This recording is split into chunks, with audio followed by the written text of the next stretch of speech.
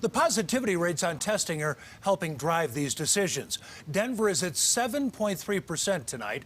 Adams County remains over 10% and will impose new restrictions starting Wednesday. There you see Elbert County now doing the same because it has moved past 6% positivity. Cases have been climbing steadily since September, but that's also come with the increased testing.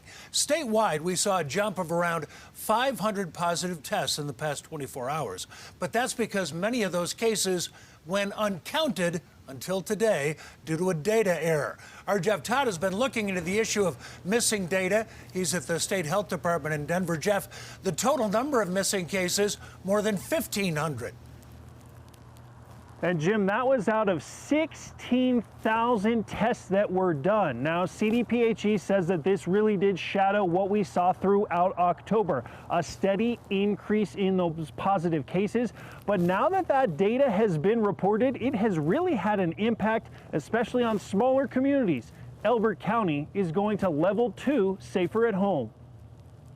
In the span of about 7 or 8 weeks, we've nearly doubled what we had in the previous 6 months. And after a data issue surrounding thousands of tests from Kaiser Permanente was corrected with the state over the weekend, that meant the numbers rose again in Elbert County. We look at all the data that's available to us from CDPHE.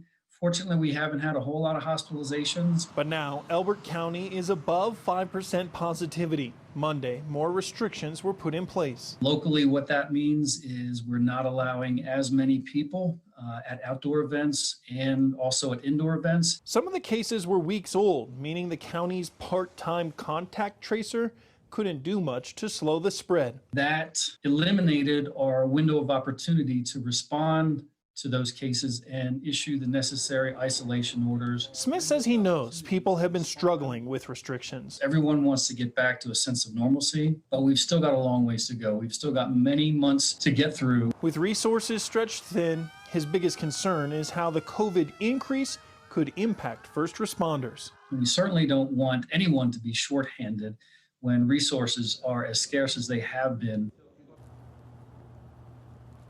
Dwayne Smith told us he knows that this is redundant, but he said that these precautions will help his county.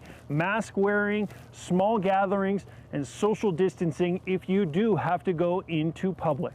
We're live in Denver tonight. Jeff Todd covering Colorado First.